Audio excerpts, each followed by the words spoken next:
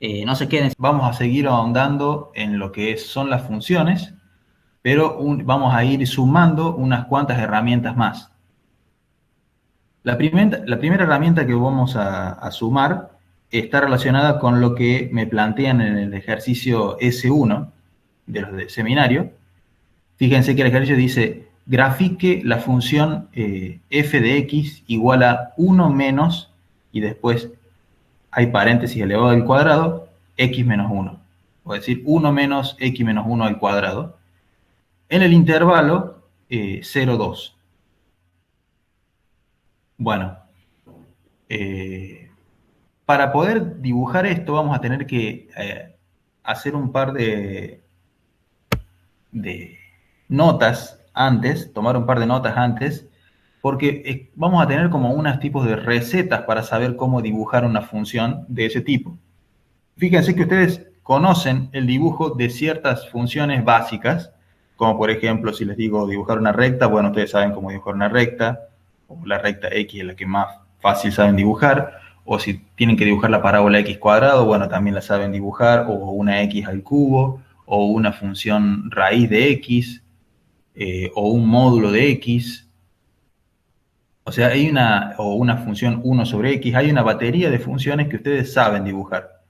Pero también hay otro conjunto infinito de funciones que ustedes no necesariamente han visto dibujadas, pero que tal vez se pueden obtener a partir de las funciones que ustedes sí saben dibujar.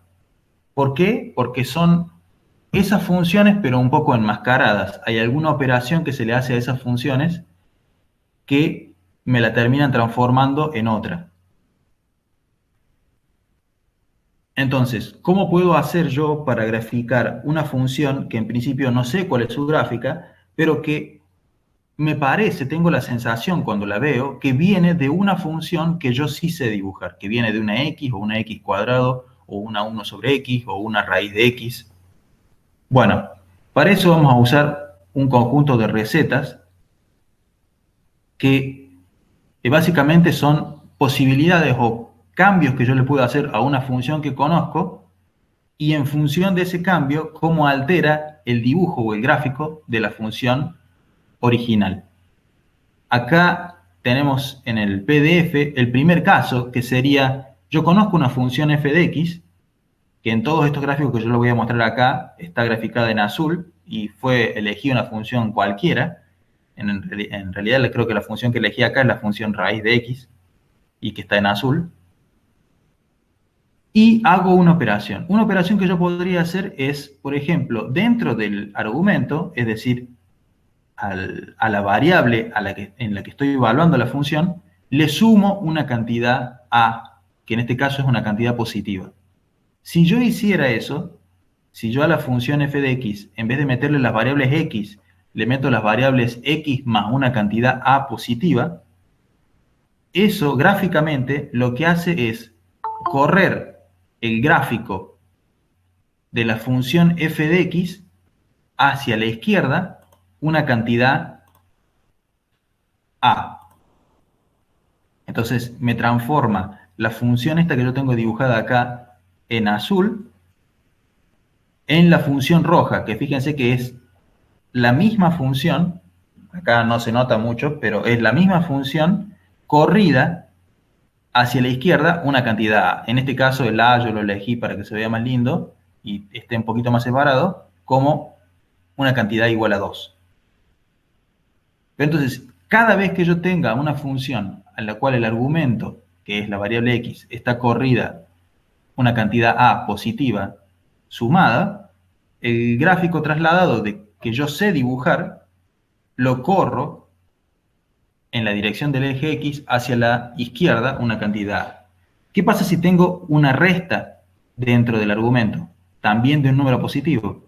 Bueno, en ese caso, el corrimiento no es hacia la izquierda como antes, sino que es hacia la derecha, una cantidad a también, que ese es el ejemplo que tenemos acá. Ahora, en esta sucesión de cosas que yo le puedo hacer a la función, también podría tener la función a la cual no le he cambiado nada, por ejemplo, es la f de x, pero le sumo Una vez que ya evalué la f, le sumo una cantidad a positiva. En ese caso, la alteración de la función azul es en el eje y. Yo estoy corriendo la función azul una cantidad positiva, y en este caso, como es una suma de una cantidad positiva hacia arriba la función que había dibujado en azul. Es decir, que sumar una cantidad a la f de x es un corrimiento de la f sobre el eje y en el sentido positivo, una cantidad a.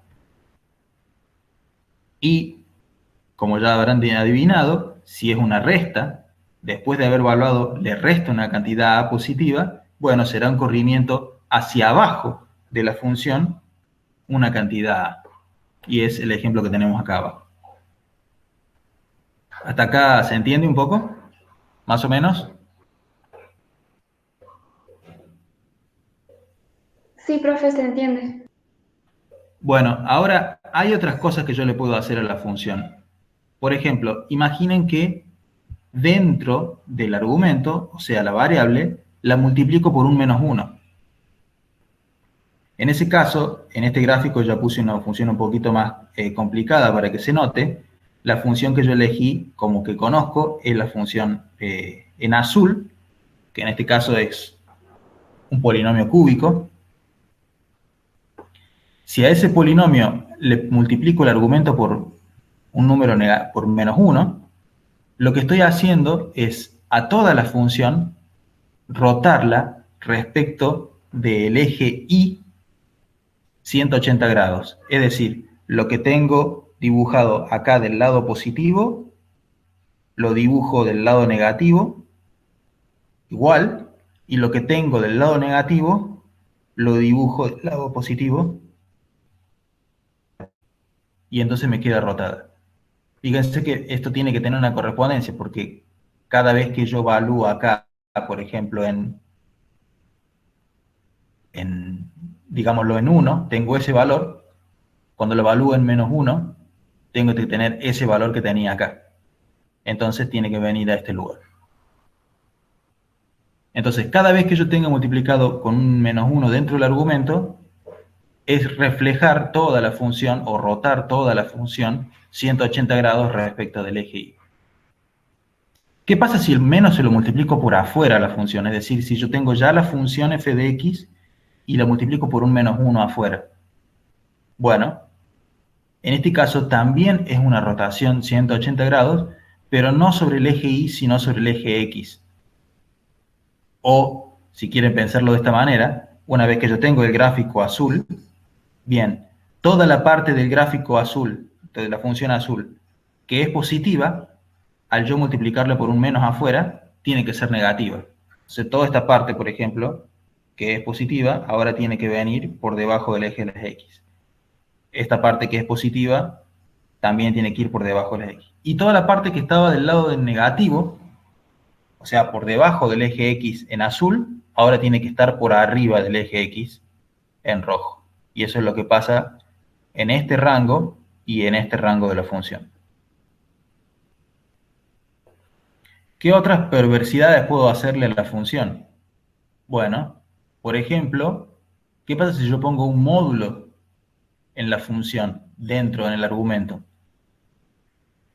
Eso lo que hace es lo siguiente, fíjense, si imaginamos que tenemos la función azul como la función original, acá hay un rango superpuesto, pero imaginen que la función es esta, igual que en los ejemplos anteriores. La parte de los x positivos, fíjense, el módulo de x, recordemos que ¿cuál era la definición? Módulo de x era x si los x son mayores o iguales que 0, es decir, para los x positivos, módulo de x los traduzco como x. Por lo tanto, eso sería la misma f de x, si yo lo reemplazo acá. Por lo tanto, es el mismo dibujo, y por eso acá está superpuesto la curva roja y la azul. Ahora, para los x menores que 0, el módulo de x es menos x. En ese caso me quedaría la f de menos x. Y por lo tanto, lo que significa es que para los x negativos, lo que tengo que hacer es que la parte positiva de la función o lo que tenía graficado del lado positivo del eje X, lo tengo que reflejar o rotar 180 grados respecto del eje Y y graficarlo del lado de los negativos. Fíjense que la misma formita que tengo de la función del lado de los positivos, ahora en el gráfico rojo también lo tengo del lado de los negativos. Y me ha quedado básicamente que esta función me transformó la función original, que era la azul, en la función roja, y ahora la función roja es una función par, si se dan cuenta, porque tengo el mismo dibujo del lado de los positivos que de los negativos. Una cosa acá que quiero hacerles notar es que en todos los ejemplos anteriores que vimos, a eso me refiero, el sumarle o restarle algo dentro del argumento, o sumarle y restarle fuera de la función, o ponerle un signo menos adentro en el argumento, o el menos afuera. En todos estos casos lo que habíamos hecho era correr en la dirección del eje X o rotar la función respecto del eje Y o del eje X de la que originalmente tenía, y la información de la función original que yo tenía no la perdí, solo la puse en otro lado. En este caso, cuando hice el módulo del argumento dentro de la función, la parte que estaba dibujada de la función azul en los X negativos, esa información la perdí, porque fabriqué esta función con toda la información que tenía la función original del lado de los positivos. Fue la misma función que tenía del lado de los positivos y ahora reflejada esa misma parte en los negativos. Y toda esta parte que tenía la función azul, la perdí, se me desapareció. Otra cosa que podría hacer es poner el módulo por afuera en la función. ¿Y esto qué significa? Bueno, a ver, si tenemos, pensemos un poco, si yo tengo el módulo de f de x, la definición de módulo me dice que esto es f de x si f de x es mayor o igual que 0, y va a ser menos f de x si f de x es menor que 0. Entonces lo que me está diciendo es que cuando la función sea positiva, la función queda igual. Pero cuando la función sea negativa, a la función la tengo que multiplicar por un menos. Entonces, si volvemos al ejercicio, de la función que yo tenía graficada acá en azul, en esta parte, de lo que tengo en azul, la parte de la gráfica de en azul que ya era positiva, esa no cambia. Entonces, esta parte quedó igual y esta parte quedó igual. Pero la parte de la función azul que era negativa, ahora la multiplico por un menos y la hago positiva. Es decir, todo lo que estaba por debajo del eje X lo tengo que reflejar por arriba del eje X o hacer una rotación, digamos, 180 grados respecto del eje X, y ahora me queda del lado de arriba. Entonces, esta partecita que estaba acá abajo va para arriba, y esto que se iba para acá abajo, para X menor que menos 2, se fue para arriba. De tal manera que el hacerle el módulo a la función me dejó toda la función ahora por arriba del eje de las X. Y eso es obvio porque el módulo lo que hace es agarrar cualquier número y hacerlo positivo. Por último, tenemos dos cosas más que se le puede hacer a la función, y acá ya son un poco más complejas estas cosas. Y es qué pasa si yo quiero multiplicarle al argumento, es decir, adentro de la función, a la variable x, por una constante o un número a. Bueno, eso va a depender del a que yo esté multiplicando. Y acá lo vamos a dividir en dos opciones. Si el a que estoy multiplicando es mayor que 1, o si el a que yo estoy multiplicando está entre 0 y 1. Si el a es mayor que 1, recordemos nuevamente que la función que yo original que supuestamente conozco cómo dibujar es la azul. Y ahora la que voy a dibujar para a mayor que 1 es la roja. Si el a es mayor que 1, significa que yo estoy agarrando la función azul original que conocía y haciendo una compresión en la dirección del eje X de la función una cantidad A. En este caso, fíjense que la función roja tiene la misma forma que la función azul, pero está comprimida en un rango más chiquito de variable X que lo que estaba la azul. La azul estaba más desparramada y ahora la roja está más comprimida. O sea, la forma la respeta, pero está dibujada en un rango más chiquito de X. Por otro lado, si la constante A está entre 0 y 1, a la constante A que yo multiplico dentro del argumento, eso lo que hace es un estiramiento de la función original, una cantidad A. Es decir, que la función tiene la misma forma, y ahora está dibujada en verde, tiene la misma forma que la función original, que estaba dibujada en azul, pero ahora está desparramada en un rango mucho más amplio de la variable X. Y el desparramo, digamos, o el estiramiento de esa función, depende de cuánto haya valido la constante A. Por último, si yo esa A, en vez de multiplicarla dentro del argumento, la multiplico por afuera de la función, es decir, agarro mi X, lo evalúo en la función y después multiplico por un número por afuera, también voy a tener dos casos, dependiendo si ese A es mayor que 1 o el A está entre 0 y 1.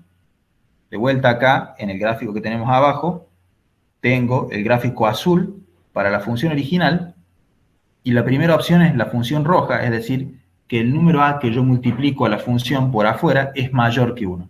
En ese caso, tengo un estiramiento de la función azul en la dirección del eje Y, una cantidad A. Y por lo tanto ven cómo me quedó estirada la función respecto de lo que era la azul. Y si el número A que yo multiplico delante de la función está entre 0 y 1, es decir, por ejemplo, un medio, un tercio, un cuarto, entonces lo que estoy haciendo es una compresión de la función original, es decir, la azul, en la dirección del eje Y, una cantidad relacionada con ese A. Y en este caso el ejemplo es la función verde, que fíjense ahora tiene una altura más chiquita comparada con la altura que tenía la función original, que era la azul. Bueno, este es un resumen de todas las maldades que uno le puede hacer a una función que sí sabe conocer, que sí sabe dibujar, y transformarla en otra función que, si yo uso estas recetas, puedo también saberla dibujar. Ahora, la función que yo quiero dibujar puede tener una de estas cosas o puede tener una combinación de todas estas cosas para llegar a la función que yo quiero dibujar. Entonces vamos a tratar de resolver el ejercicio que me habían dado. En el ejercicio me daban la siguiente función, que era f de x igual a 1 menos x menos 1 al cuadrado. Por ahora el intervalo 0, 2 no nos vamos a preocupar por el intervalo. Nos vamos a concentrar en la función. La manera de proceder con este ejercicio es tratar de ver la función y primero darse cuenta cuál es la función que está metida dentro de la que me han dado, que yo en principio sabría dibujar. Bueno, ¿a alguien se le ocurre cuál sería la función que yo sabría dibujar? Y que puedo pensarla como la función básica con la que construí esta.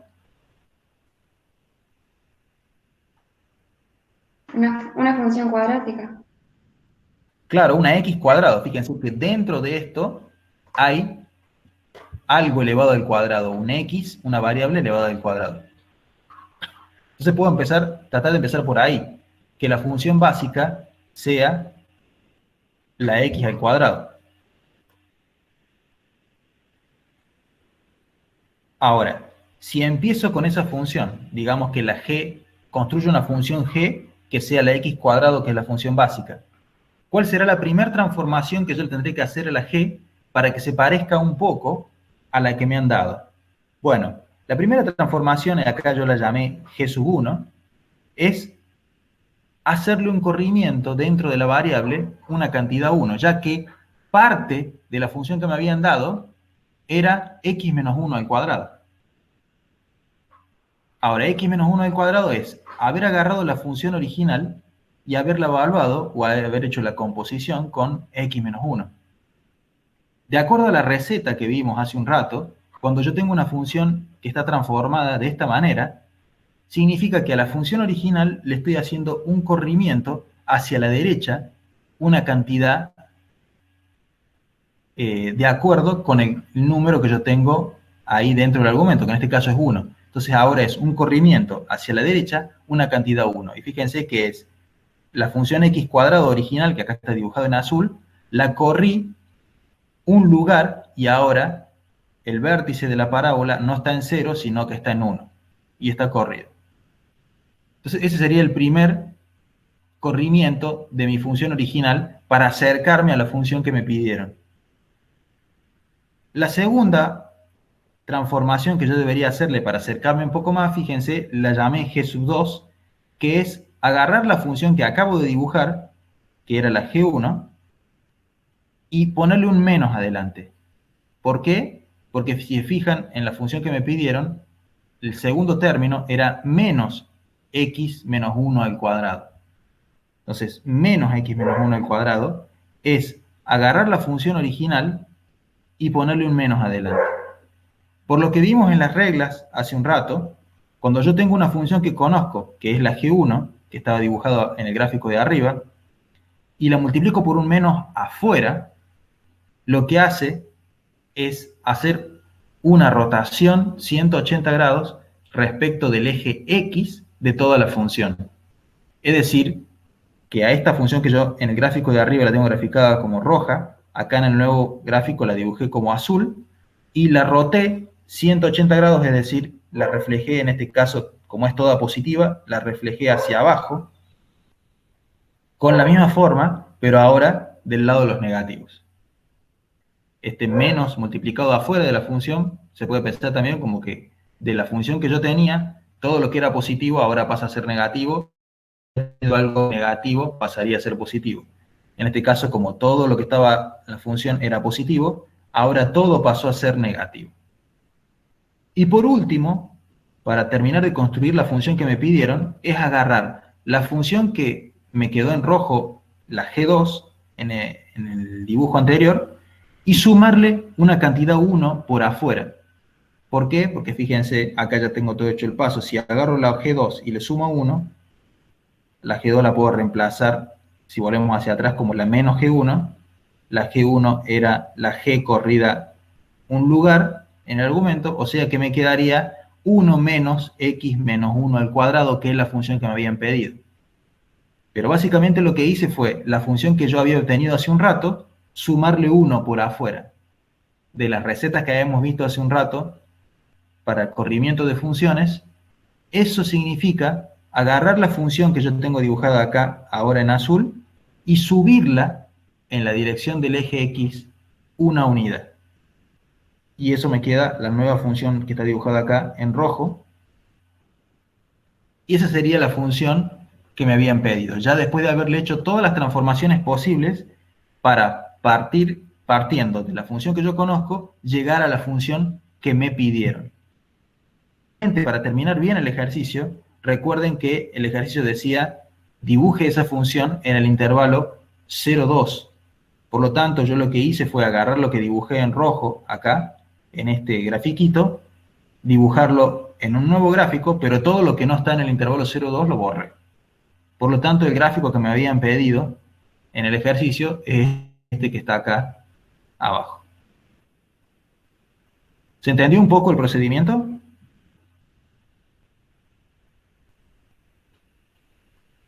Sí, profe. Sí, ¿Alguna duda sobre esto?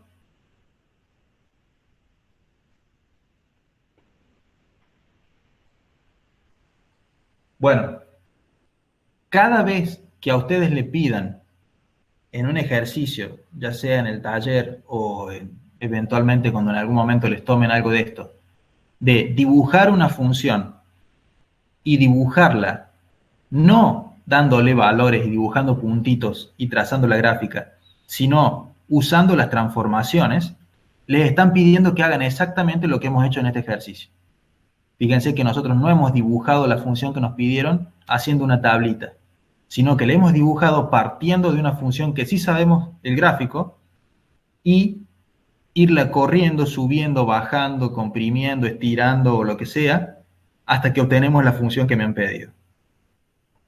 Así que cada vez que en un ejercicio les pregunten o les digan, dibuje la siguiente función usando las transformaciones de funciones y explique qué transformaciones ha hecho, es seguir el procedimiento que hemos realizado en este ejercicio. Bueno, si no hay dudas con eso, pasemos al ejercicio 2 de seminario.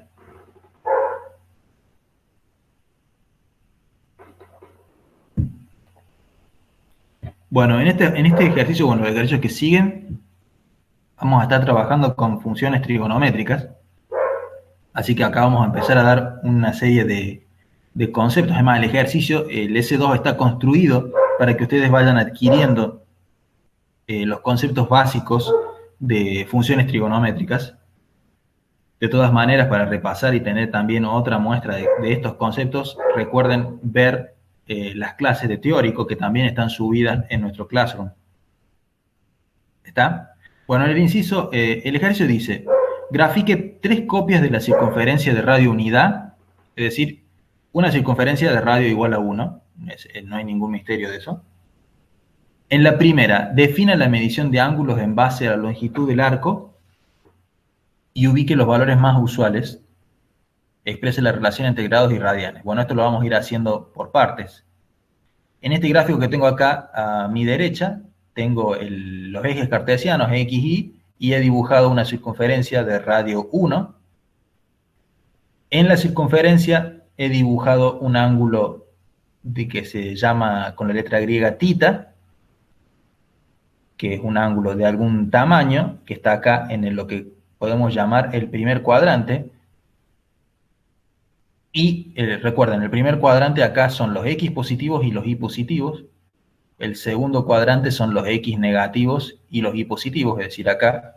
El tercer cuadrante son ambos negativos, X e Y, acá abajo. Y el cuarto cuadrante son los X positivos y los Y negativos, acá a la derecha, abajo. Bueno, acá he dibujado el radio de la circunferencia, que lo llamé R, y también he dibujado el arco que va desde donde está el eje X y se extiende hasta donde está el radio vector R. Y ese lo llamé el arco, lo llamé A. Acá hay algo muy fácil primero, y es que R, como esto es una circunferencia de radio de unidad, R vale 1, o sea que acá directamente puedo poner R igual a 1. Y para calcular el arco, que es la cantidad A que tenemos acá, se calcula como el radio multiplicado por el ángulo, es decir, R por tita. Pero como R es 1, directamente el arco me queda igual al ángulo tita, en este caso. Entonces, en la circunferencia unidad es mucho más simple. Cada vez que yo me refiera a un ángulo, también me estoy refiriendo a la longitud del arco sobre la circunferencia. Principalmente, la longitud, como la medimos en... a ver, ustedes están acostumbrados a ver ángulos siempre expresados en grados, pero hablar de longitud sobre la circunferencia expresado en grados es medio extraño. Por eso lo que vamos a hacer es trabajar en radianes. La transformación de radianes que vamos a usar, bueno, es muy simple. Toda la circunferencia, como ustedes saben, tiene 360 grados, y la transformación de 360 grados en radianes son 2pi. Toda la circunferencia tiene longitud 2pi. Por lo tanto, si hacemos regla de 3 simples, es decir, si 360 grados son 2pi, ¿cuánto es un grado? Bueno, un grado va a ser 2pi sobre 360 grados, o, si simplifico por 2, arriba y abajo, me queda pi sobre 180 grados. Así que a partir de ahora, y por más que a muchos de ustedes les resulte más fácil que cuando hablan de ángulos los piensen en grados, vamos a trabajar mucho en radianes, porque tiene más semejanza con pedacitos de circunferencia. O sea, toda la circunferencia la vamos a pensar como algo de longitud 2pi, y a todos los ángulos que yo puedo ir trazando también los voy a pensar en radianes. Y eso va para la segunda parte de este ejercicio que dice, ubique los valores más usuales. Bueno, en el gráfico que tengo acá abajo, lo que he hecho es ubicar, acá están, para que vayan acostumbrándose, en grados y en radianes, los ángulos más usuales o típicos que vamos a usar prácticamente en toda la materia. Fíjense, tengo la circunferencia unidad y acá está ubicado, por ejemplo, 30 grados en el primer cuadrante acá, 30 grados, 45 grados, 60 grados o 90 grados, y eso transformado con la reglita de transformación que dijimos hace un rato, si un grado son pi sobre 180 grados, yo transformo 30 grados, lo que me da es un ángulo de pi sobre 6. Fíjense, 30 grados sería un arquito acá, desde el eje X hasta la línea del 30 grados. Si este ángulo es 30 grados o pi sobre 6, este arco que está de acá a acá, también yo lo puedo pensar que tiene longitud pi sobre 6. Y acá tienen todas las transformaciones, 45 grados es pi sobre 4, 60 grados es pi sobre 3 y 90 grados es pi sobre 2. El siguiente fácil que siempre se tienen que acordar es que pi es 180 grados y bueno, cuando hago 2pi vuelvo acá y estoy de vuelta en cero. El otro típico es el que está hacia abajo, el que hago todo el giro y paro acá. Ese es 3 medios pi, son 270 grados. Y acá para ayudarlos también tiene el dibujo de todos los otros ángulos que tienen correlato con los que están en el primer cuadrante. Fíjense, si yo tengo acá pi sobre 6 en el primer cuadrante, que son 30 grados, si yo a 180 acá, cuando estoy en pi, le resto 30 grados, es decir, quedo en 150, ese es 5 sextos pi. Este angulito se eleva respecto de pi, lo mismo que se eleva el 30 grados respecto del eje de las X, acá cuando estoy en cero. El análogo al pi sobre 4 en el segundo cuadrante es 3 cuartos pi, que está acá, y el análogo a pi sobre 3, que está en el primer cuadrante acá, que son 60 grados, es el 2 tercios pi, que está en el segundo cuadrante. Lo mismo puedo ir haciendo para el resto de los cuadrantes. Bueno, esta figurita mírenla detenidamente para que se les vaya incorporando los ángulos en radianes, porque los vamos a usar mucho a lo largo de esta guía y de toda la materia. Bueno, sumamos un poco más de cosas en esto de tratar los ángulos en la circunferencia unidad.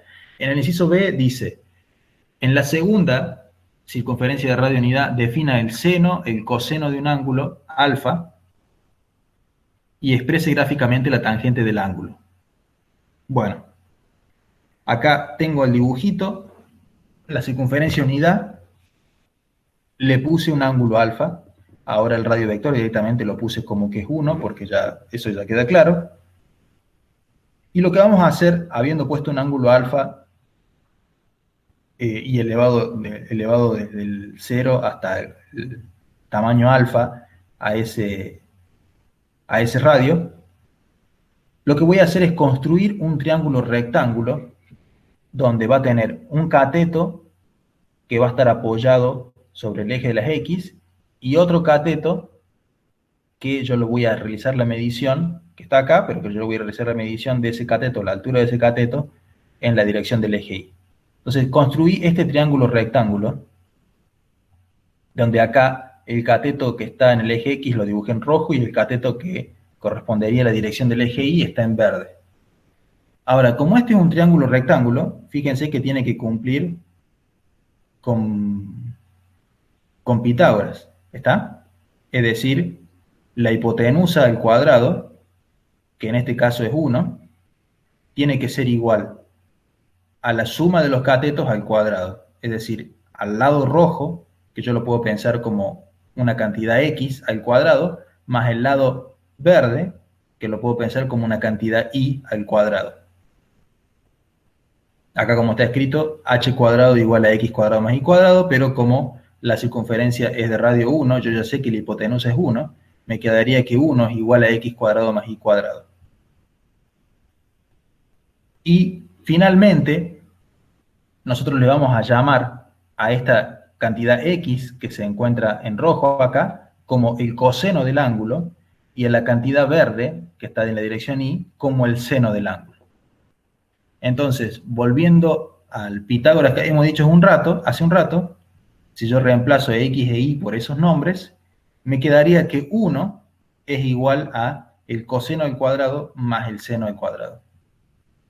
Esta relación es muy importante y es la que se denomina usualmente la identidad trigonométrica fundamental, y esa la vamos a usar mucho. Pero a ustedes lo que tiene que quedarles claro es que del triángulo rectángulo que yo puedo construir para cualquier ángulo en la circunferencia de radio unidad, el lado que se apoya en el eje de las X va a ser el coseno de ese ángulo, y el lado que se mide en la dirección del eje Y va a ser el seno de ese ángulo. Finalmente introducimos la definición de tangente del ángulo. La tangente del ángulo va a ser simplemente la división entre el seno y el coseno. Y eso es lo que le vamos a llamar la tangente del ángulo. Y en el gráfico la podemos ubicar acá de la siguiente manera. Si trazamos una recta vertical paralela al eje Y, pero que toque acá, pero que pasa por el punto X igual a 1, es decir, la trazo acá, a esa recta vertical, y extiendo el radio de la circunferencia para el ángulo que a mí me han pedido alfa, hasta que se choca con esa recta, el tamaño que me queda entre el punto que se cruzan y el eje de las X va a ser lo que vale la tangente del ángulo. Y es lo que está dibujado en azul acá. Después hay otras cosas que yo puedo tener y que las vamos a poder ir usando a medida que vayamos avanzando. Hay otras herramientas para las funciones trigonométricas, por ejemplo, la cotangente del ángulo es, en vez de hacer seno sobre coseno, es hacer coseno sobre seno, o la secante de un ángulo es hacer 1 sobre coseno, o la cosecante es hacer 1 sobre el seno. En la clase de teórico van a poder ver cómo se pueden dibujar todas esas cosas acá en la circunferencia unida.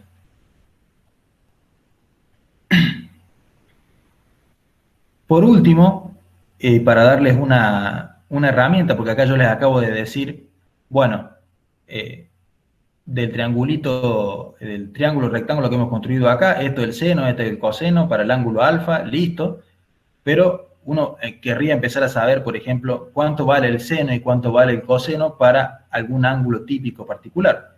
Entonces lo que vamos a hacer ahora es mostrarles una manera de obtener el seno y el coseno para los ángulos típicos en radianes que nosotros tenemos en el primer cuadrante. Fíjense que acá volví al gráfico de los ángulos, y en el primer cuadrante tenemos el ángulo 0, obviamente, pi sobre 6, pi sobre 4, pi sobre 3 y pi sobre 2. Es decir, 30, 45, 60 y 90 grados.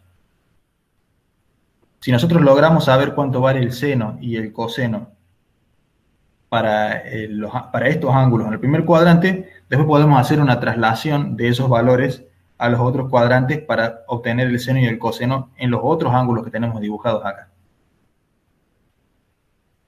Para eso lo que vamos a hacer es construir una tablita con esos valores típicos. Y lo que vamos a hacer es, bien, escribo esos valores, acá escribo el 0, pi sobre 6, pi sobre 4, pi sobre 3 y pi sobre 2, y hago una línea y acá escribo el seno. Y lo que voy a hacer ahora, en cada casilla vacía, voy a escribir los números de corrido del 0 al 4. 0, 1, 2, 3, 4. El siguiente paso va a ser sacarle la raíz a todos esos números. Es decir, ahora me va a quedar raíz de 0, raíz de 1, raíz de 2, raíz de 3, raíz de 4. Y el paso final es dividir cada uno de esos números por 2. Y me queda esta expresión que yo tengo acá en la tablita. Si a eso lo simplifico, por ejemplo, raíz de 0 sobre 2 es simplemente 0. Raíz de 1 sobre 2, raíz de 1 es 1, así que acá me queda un medio. Raíz de 2 sobre 2, bueno, no hay manera de simplificarlo, es raíz de 2 sobre 2. Raíz de 3 sobre 2 tampoco. Y raíz de 4 sobre 2, raíz de 4 es 2 y 2 sobre 2 es 1, así que me queda directamente 1 acá. De esa manera, con esa reglita que acabamos de ver, construyo los valores del seno para todos los ángulos del primer cuadrante. De la misma manera, o un procedimiento similar, puedo hacer para construir los valores del coseno, solo que al principio, cuando empiezo a construir la tabla, en vez de escribir los valores del 0 al 4, los escribo al revés, del 4 al 0. Y por lo tanto me terminan quedando esta tablita que tengo acá. Esta tablita es muy importante. La importancia de que yo les diga cómo se construye la tabla es que es preferible que ustedes se estudien cómo se construye la tabla que se estudien de memoria cuánto vale el seno y el coseno para cada uno de los ángulos del primer cuadrante. ¿Está?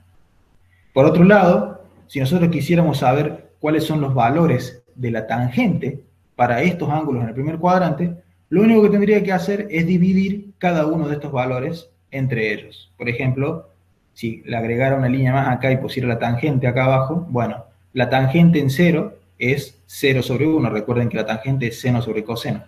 0 sobre 1, bueno, eso es 0, y tendría que la tangente en 0 vale 0. Si la quisiera calcular en pi sobre 6, bueno, sería 1/2 sobre raíz de 3 sobre 2. Si hago este cociente, me quedaría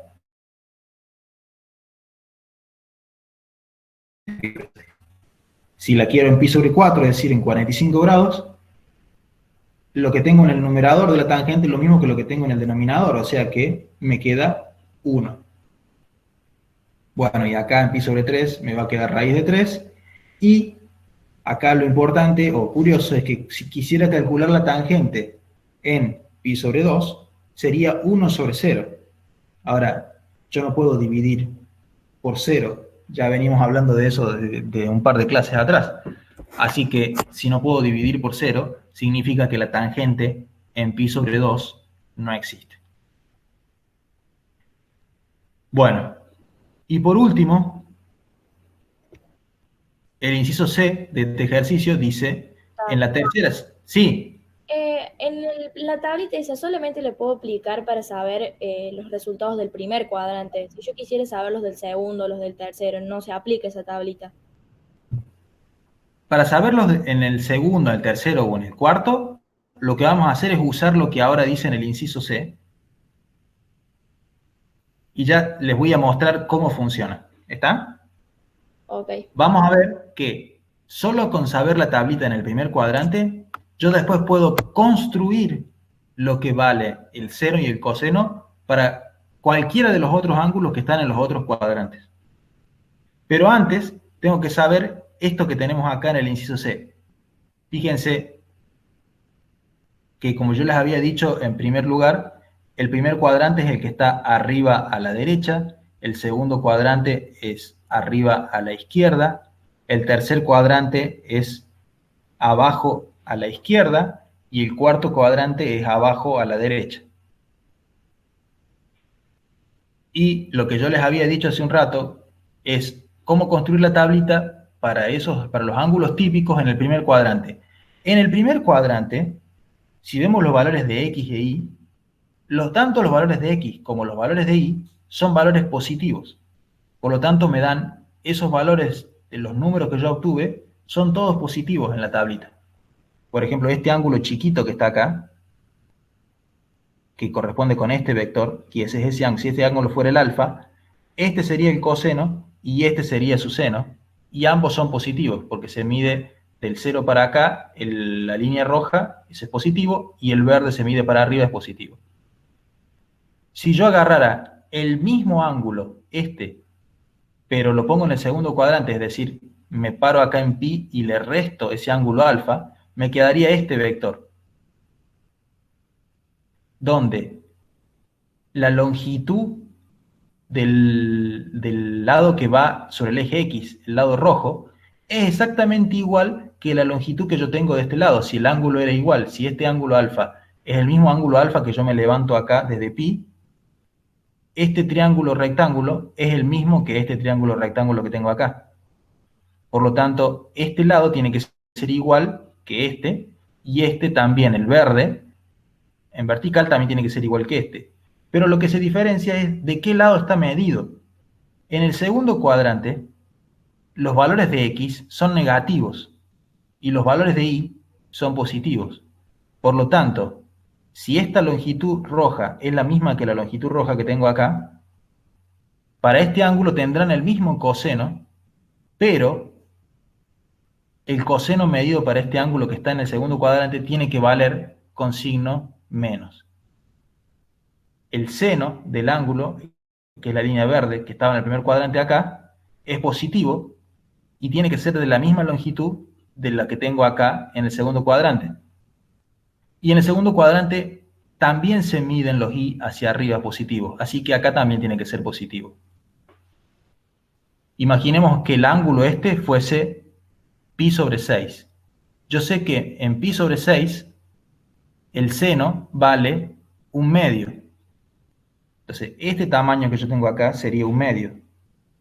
Si yo me vengo acá a pi, que es 180 grados, menos pi sobre 6, que es 30, yo tendría acá que este ángulo, hasta acá, sería 150.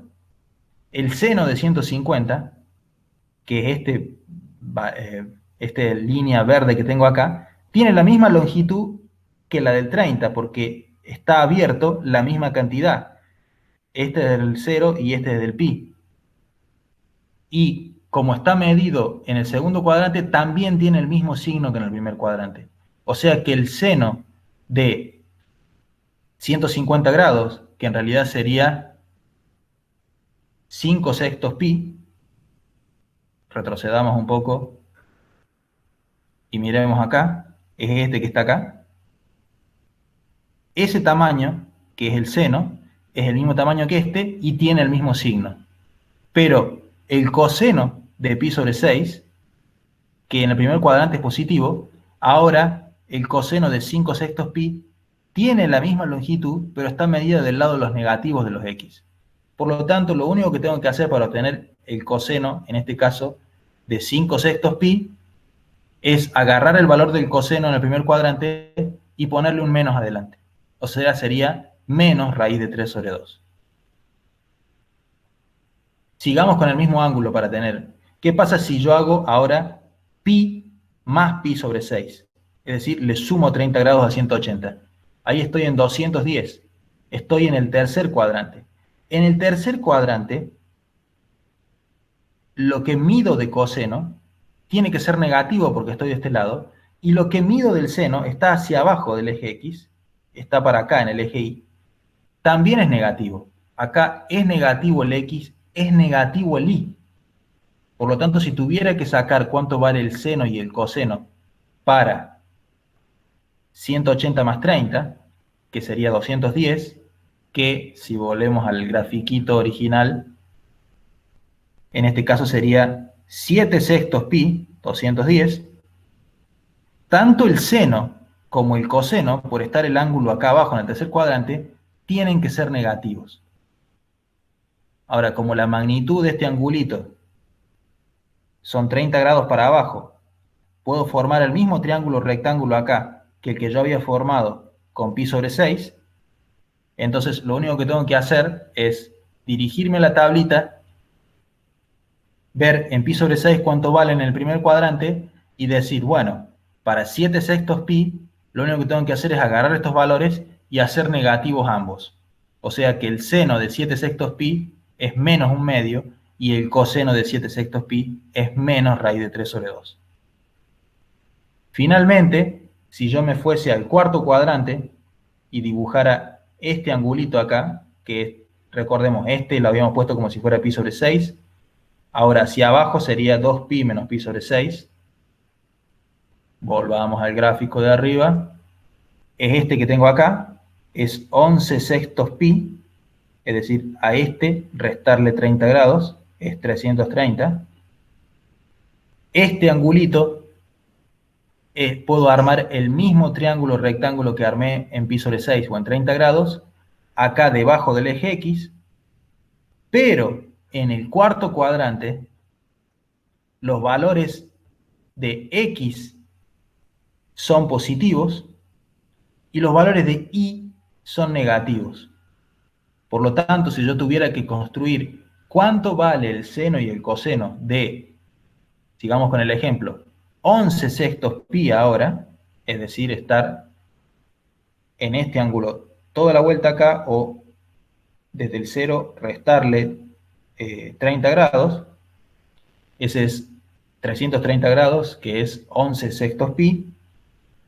El seno y el coseno tendrían que ser similares a los que yo encontré en pi sobre 6, pero en el coseno tengo el mismo signo que tenía en el primer cuadrante, pero en el seno le tengo que cambiar el signo porque está medido hacia abajo. O sea que el seno de 11 sextos pi, en vez de ser un medio como el de pi sobre 6, es menos un medio. ¿Se entiende un poco cómo es la construcción? Sí. Sí, Y así para cualquiera. Acá usamos como ejemplo el pi sobre 6, pero si yo tuviera cualquiera de estos ángulos, el pi sobre 4 o el 3 cuartos o el pi sobre 3, que yo les sé los resultados en el primer cuadrante, si tengo uno relacionado con ellos en el segundo, en el tercero o en el cuarto cuadrante, lo único que tengo que hacer es irle cambiando los signos de acuerdo con los signos que tiene el seno y el coseno en cada cuadrante. Acá, primer cuadrante, ambos positivos. Segundo cuadrante, coseno negativo, seno positivo. Tercer cuadrante, ambos negativos. Cuarto cuadrante, coseno positivo, seno negativo. ¿Se entiende? Sí.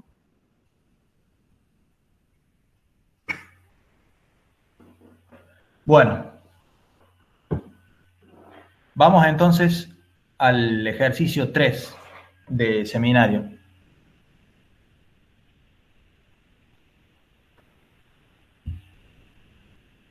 En el ejercicio 3 ahora tenemos una mezcla de lo que venimos viendo en la clase de seminario. Tenemos que vamos a trabajar con funciones trigonométricas, pero que vamos a querer dibujar funciones trigonométricas usando la regla de transformaciones que vimos en el primer ejercicio de este práctico. Antes que nada, déjenme mostrarles acá en el inciso A, bueno, el inciso A pide algo, pero lo que quiero mostrarles en primer lugar es que lo que está dibujado en azul, en este gráfico, es la gráfica del seno de X, que no la habíamos visto hasta ahora, al menos en el práctico, y es, fíjense, acá yo lo he dibujado, bueno, en el lado positivo de las X, entre 0 y 2pi, y esta gráfica del seno de X va alternando valores positivos, negativos. Lo que se puede observar acá es que los valores de seno están comprimidos entre 1 y menos 1, y va tomando distintos valores que están de acuerdo con la tablita que hicimos hace un rato. Fíjense que, por ejemplo, el seno en 0 vale 0, y el seno en pi sobre 2 vale 1. Y acá en el medio está tomando los otros valores de la tablita. Por ejemplo, el seno en pi sobre 4, que es 45 grados, vale raíz de 2 sobre 2 y está ahí. Y acá se puede ver los gráfico del seno entre pi sobre 2 y pi, que es esto que está acá, que es lo que correspondería a los valores del seno en el segundo cuadrante. Y fíjense que en el segundo cuadrante habíamos dicho el seno se mide positivo, por lo tanto todo esto es positivo. Entre pi y 3 medios pi, es decir, entre 180 y 270, el seno está medido negativo, que es eso lo que habíamos dicho hace un rato también, y entre 270 y 360, o entre 3 medios pi y 2 pi, el cuarto cuadrante, el seno también es negativo. Y con la particularidad de que en 3 medios pi el seno está valiendo menos 1. Entonces, esta es la gráfica de la función seno, y si nosotros lo extendiéramos a graficarlo para los ángulos también negativos, tendríamos la réplica de la gráfica entre 0 y 2pi si la graficáramos entre menos 2pi y 0. Y es igual. Entonces, esta función, ya lo vamos a ver un poco más en el ejercicio de práctico, muestra todo lo que puede mostrar que de comportamiento distinto entre 0 y 2pi, y después en intervalos de a 2pi se va repitiendo. Es lo que se llama una función periódica. Y en este caso, con periodo 2pi. O sea, cada 2pi se va repitiendo el mismo comportamiento. Bueno, vamos al ejercicio. El ejercicio dice, dibuje la función y igual a seno de 2x. Y en cada caso, describir con palabras qué hizo para dibujarla. De vuelta, no me están pidiendo que yo haga una tablita de valores en x y evalúe la función seno de 2x y construya la función valuando, sino que a partir del gráfico de la función seno de x, que a partir de ahora yo la conozco y es esta que está dibujada en azul, trate de dibujar la función seno de 2x. Si pensamos un poco cuál es la transformación que estamos haciendo, fíjense, si yo llamo a f de x seno de x, lo que estoy haciendo es multiplicar dentro del argumento por un número mayor que 0. En este caso el número es 2. Si es esa la operación que yo estoy haciendo, ya hemos visto una regla para eso. Cuando estoy multiplicando por algo en el argumento que es mayor que 1, lo que hace es agarrar la función y comprimirla un factor relacionado con ese número en la dirección del eje de las x. En este caso el factor es 2. O sea que lo que está diciendo es que básicamente estoy comprimiendo la función un factor 2. Es decir, en lo que antes tenía un comportamiento, digámosle, por ejemplo, en el seno, entre 0 y 2pi, yo tengo la gráfica azul, que tiene este comportamiento de que empieza a subir, llega a 1, baja, toca el 0, baja, toca el menos 1 y después vuelve a valer 0. Todo ese comportamiento, la nueva función, tiene que tenerlo en la mitad del espacio en el eje de las x. Si la azul tenía ese comportamiento entre 0 y 2pi, ahora la función roja tiene que tener el mismo comportamiento, pero entre 0 y pi. Y fíjense que en el gráfico que hemos dibujado acá, lo cumple. Acá la función roja empieza de 0, sube, baja, vale 0, después baja, vale menos 1 y vuelve a valer 0, pero todo en un rango más finito que en lo que lo hacía el mismo comportamiento la función seno de x. Entre 0 y pi ahora hace lo mismo que la función seno de x hacía entre 0 y 2pi. Entonces, una vez que yo dibujé eso, lo único que tengo que hacer después es repetir cada intervalos de a pi el mismo dibujo todas las veces, y así obtengo la función replicada del seno de 2x.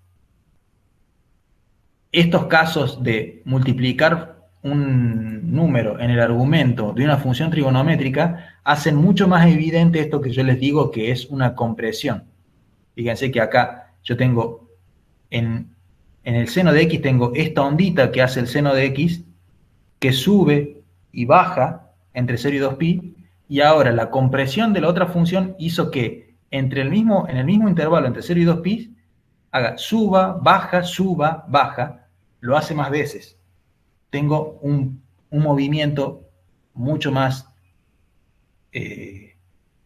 rápido, digamos, o mucho más variable que la función original. Y es porque lo tengo comprimida. Es más, si hubiera tenido una compresión con un número, digamos, de 10, significa que en un tamaño de 2pi sobre 10, acá chiquito, tendría que hacer el mismo comportamiento que entre 0 y 2pi. Haría muchas onditas en el mismo intervalo. Bien. Otro ejercicio, el inciso B, dice, dibuje la función 1 menos seno de x. Bueno, de vuelta, si nosotros sabemos dibujar la función seno de x, vamos a tener que ir construyendo a partir de esa la función que me están pidiendo dibujar. En primer lugar, yo podría concentrarme en la parte que dice menos seno de x. Eso sería agarrar la función f y multiplicarla por un menos 1 adelante. Bueno, esa multiplicación lo que hace es hacer una rotación respecto del eje x de la función, una rotación de 180 grados respecto del eje x de la función original. Acá en el gráfico la función original es la función azul, de vuelta de la seno de x, y la función verde es la rotada ya, es la azul rotada a 180 grados. Recordemos que también lo podemos pensar de la siguiente manera. A la función seno, que era la azul, todas las partes positivas de esa función, al multiplicarlas por menos, se hacen negativas, y todas las partes negativas de esa función, al multiplicarlas por menos, se hacen positivas.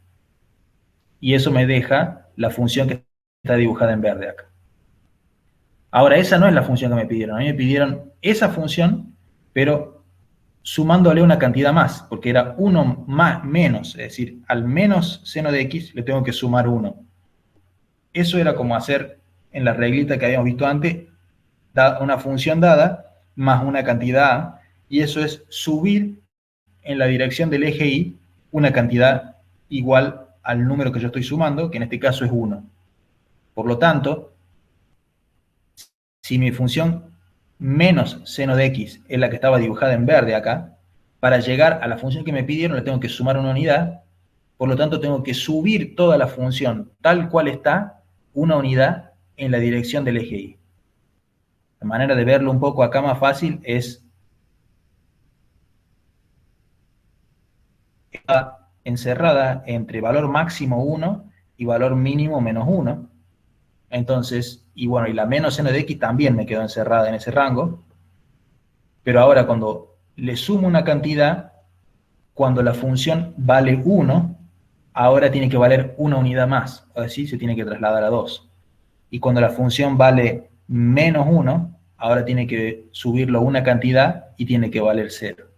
Entonces, el traslado de toda la curva verde, una unidad hacia arriba, me dejó la curva roja, que ahora no está más entre menos 1 y 1, sino que está entre 0 y 2 en el eje Y.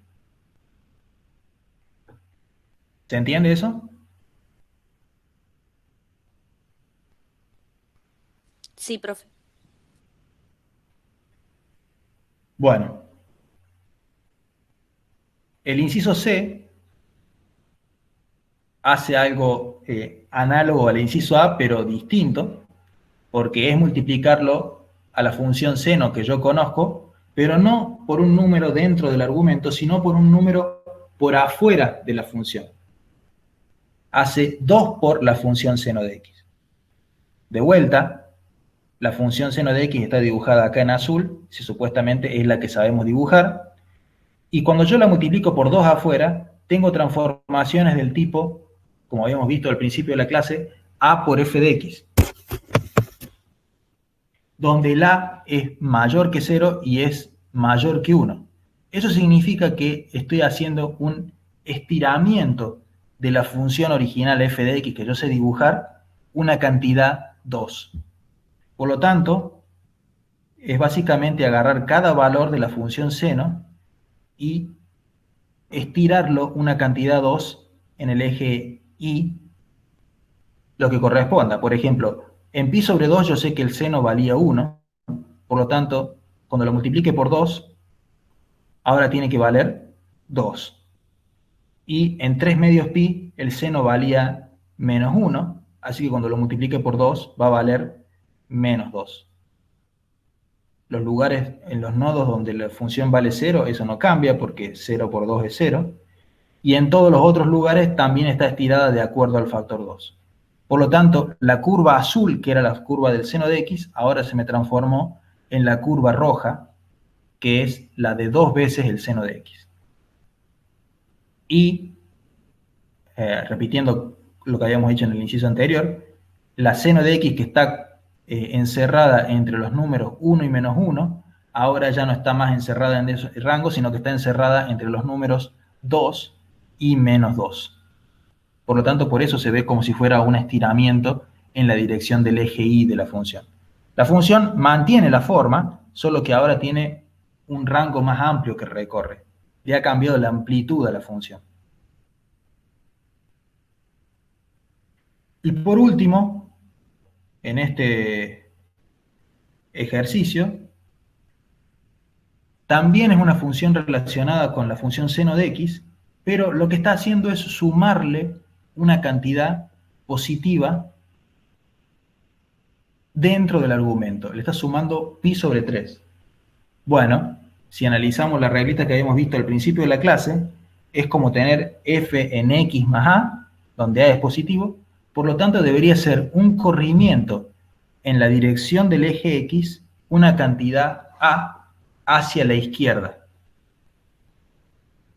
Acá en el gráfico tenemos la función azul de vuelta, es la función seno de x, y lo que yo estoy haciendo es, por ejemplo, tomemos el punto 0, donde el seno vale 0, en vez de que valga 0 en 0, ahora tiene que valer 0 en menos pi sobre 3, que es este valor que está acá. Y eso mismo para todas las funciones, donde valía, en pi sobre 2 valía 1, bueno, ahora tiene que valer 1 en pi sobre 2 menos pi sobre 3, es decir, por acá.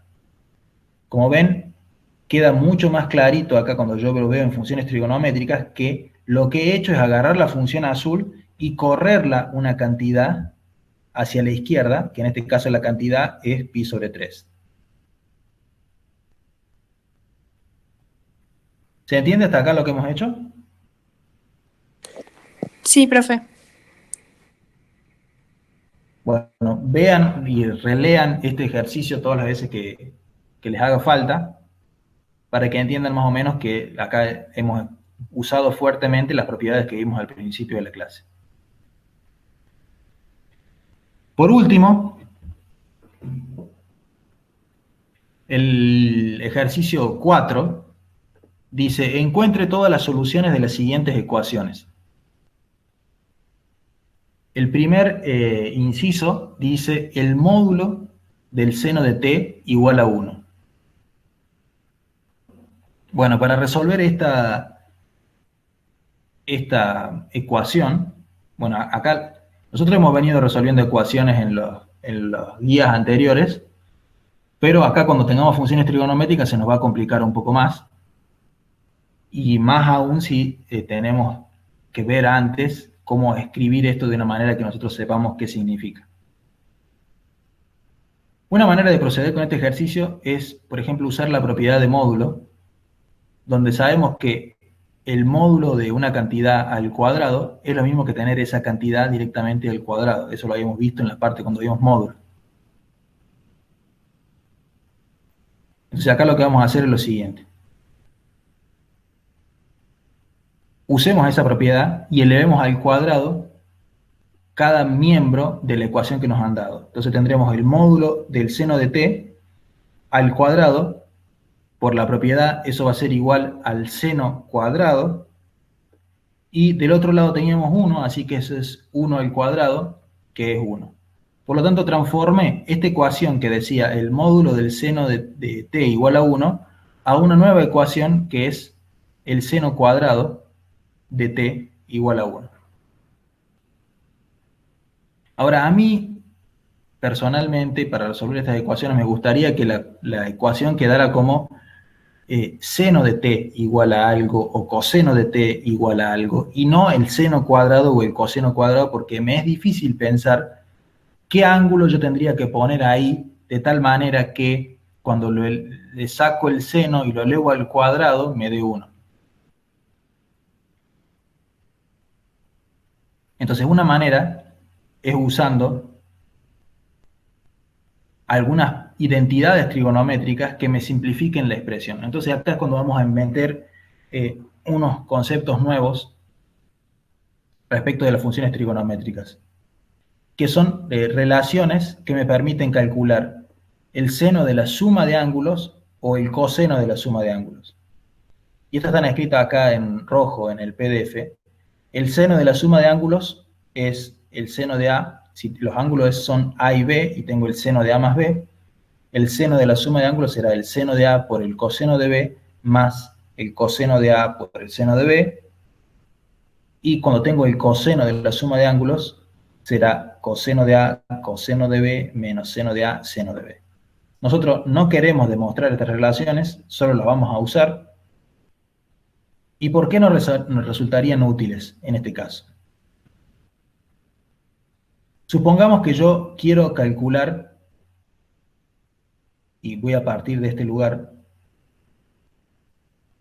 el coseno de la suma, el coseno de 2t, que es básicamente el coseno de t más t. 2t es t más t. Si usara la reglita del coseno de la suma de ángulos para escribir esto de otra manera, que no tenga suma, tendría coseno de t por coseno de t menos seno de t por seno de t. Ahora, coseno de t por coseno de t es coseno cuadrado y seno por seno es seno cuadrado.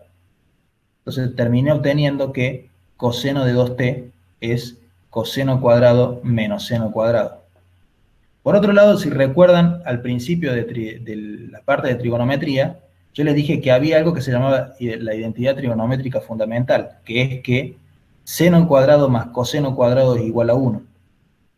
Esto me permite escribir ya sea el seno o el coseno cuadrado en función del otro. En este caso, por ejemplo, si yo escribo coseno cuadrado como 1 menos seno cuadrado, es decir, resto seno cuadrado en ambos lados de la identidad, yo podría usar esta manera de escribir coseno cuadrado y meterla adentro de la función o de la expresión que tenía para coseno de 2t. Entonces me quedaría coseno de 2t igual a 1 menos seno cuadrado, que reemplazó el coseno cuadrado, menos seno cuadrado. Y esto tengo repetido acá seno cuadrado restando, o sea que sería 1 menos 2 veces el seno cuadrado. Por lo tanto, si yo despejo seno cuadrado, me quedaría que el seno cuadrado de t es 1 menos coseno de 2t sobre 2. ¿Estamos?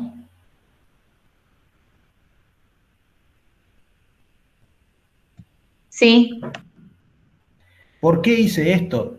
Porque en mi ecuación, que era la que estaba acá arriba, seno cuadrado igual a 1, yo quería dejarla expresado como el seno de t o de algo igual a 1 o el coseno igual a 1 y no con un cuadrado.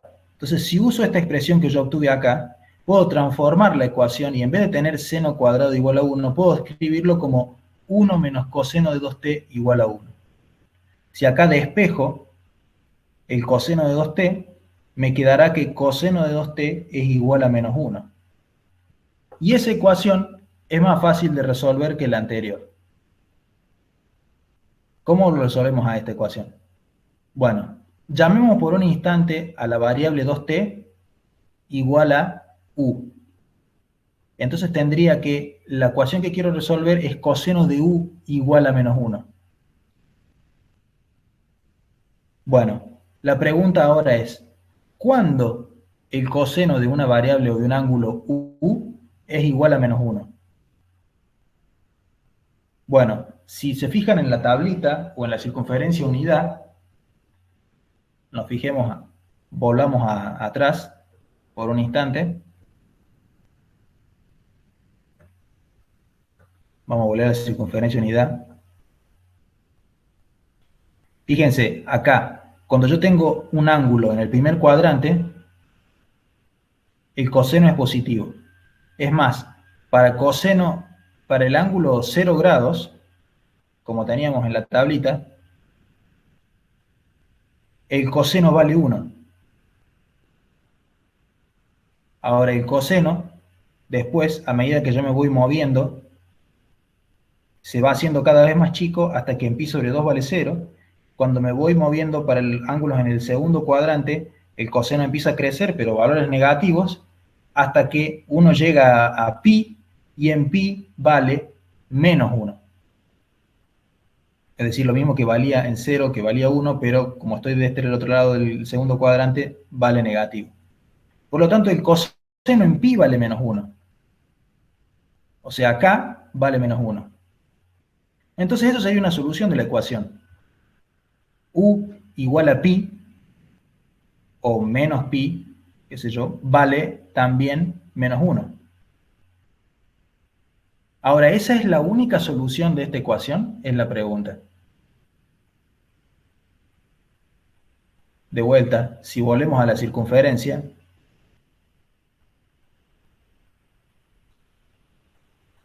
fíjense, estoy parado en pi, y yo sé que acá el coseno vale menos 1. Pero ese es el único ángulo que me significa que el coseno valga menos 1. Y si estoy parado en pi y avanzo toda una vuelta, significa que sumo 2pi, estaría en pi más 2pi, que es 3pi. Ahí de vuelta el coseno vale menos 1. Y si ahora sumo otra vuelta, sería 3pi más 2pi, son 5pi, de vuelta el coseno vale menos 1.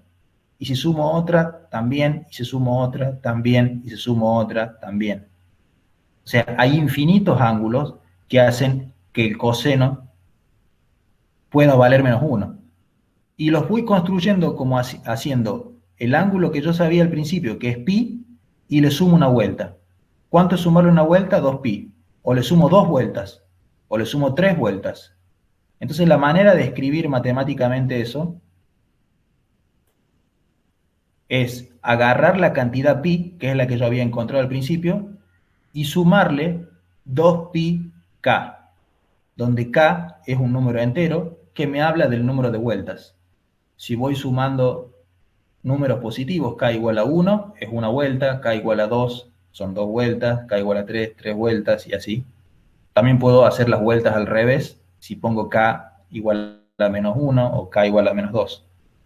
Así que la expresión más completa de todas las soluciones posibles para esta ecuación, coseno de u igual a menos 1, es agarrar el ángulo que yo encontré e ir sumándole todas las vueltas posibles. Y esto es una expresión completa de todas las soluciones para esta ecuación. Por otro lado, el ejercicio que me habían planteado no estaba en la variable u, estaba en la variable t. Y yo sé que había planteado yo que u era igual a 2t. Entonces, para dar la solución correcta del ejercicio, yo tendría que hacer el reemplazo de u igual a 2t en esta solución. Entonces, reemplazo u por 2t y ahora divido toda la expresión por el 2 que tengo ahí al lado del t, y por lo tanto me quedaría que las soluciones en t serían pi sobre 2 más k pi, con k que pertenece a los enteros. Y esas sí serían todas las soluciones posibles de la ecuación que a mí me plantearon. Profe, Sí, yo ese lo solucioné, pero aplicando el módulo. O sea, lo dibujé al seno, al dibujo del seno lo convertí al módulo del seno, y después ahí separé. Si si el seno es mayor a 0, eso vale 1, y si es menor, menos el seno va a valer 1. Y ahí se la resolví, y en la primera ecuación me daba que era pi sobre 2, 5 sobre 2, 9 sobre 2, así. Y en la segunda me daba 3 medios pi, 7 medios pi, y en conclusión me daba que el t iba a ser igual a n sobre 2pi, con n perteneciente a los enteros impares. sí es también una manera de pensarlo. Acá lo que yo estoy diciendo es, de vuelta, no hay una única manera de resolver los ejercicios, ¿no? Si yo miro acá la función azul, que es la función seno, y a esa función le calculo el módulo, toda la parte que es positiva de la función se mantiene positiva, y toda la parte que está por debajo de la función, que es negativa, va a pasar a estar por arriba y va a ser positiva. O sea que la función seno, si quieren, lo hagamos así. Acá se los muestro. Tendría esta formita, la función módulo de seno. Y acá Claro, la así lo pregunta es, grafiqué. ¿cuándo el módulo del seno de un ángulo de seno de x va a valer 1. Bueno, y vale 1 acá, acá, acá, acá. Y este es pi sobre 2, y este es 3 medios pi, y este es 5 medios pi, 7 medios pi. Así que esa Claro, es una y te manera dan todos los impares. esta es la manera de construirlo gráficamente, digamos. Pero esa es la... De vuelta, cualquiera de las dos soluciones puede servirles para obtener las soluciones. Lo que pasa es que cualquiera de las dos maneras que ustedes elijan, o cualquiera de las tres maneras, todas las maneras posibles que ustedes elijan, tienen que justificar bien cómo es que obtuvieron las soluciones, ¿está? En este caso, para seguir lo que me acaban de decir, yo tengo que saber dibujar el módulo del seno de x. Y de esa manera construir cada una de las soluciones y después dejar expresado cómo se construyeron todas esas soluciones. ¿Está? Que en este caso es, bueno, pi sobre 2 más, puede ser 2k más 1 con k que pertenece a los enteros, o pi sobre 2 por k con k impar que pertenece a los enteros. ¿Se entiende? Sí, sí.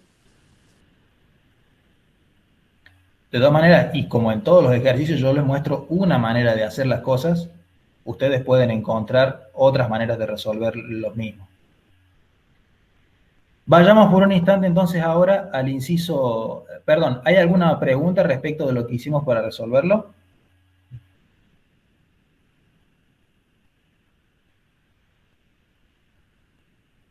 ¿Nada? No, profe, está bien. Bueno, avancemos entonces hacia el último inciso del último ejercicio. Ya estamos cerca. Dice, resuelva esto que está acá. Seno de 2x igual a coseno de x igual a 0.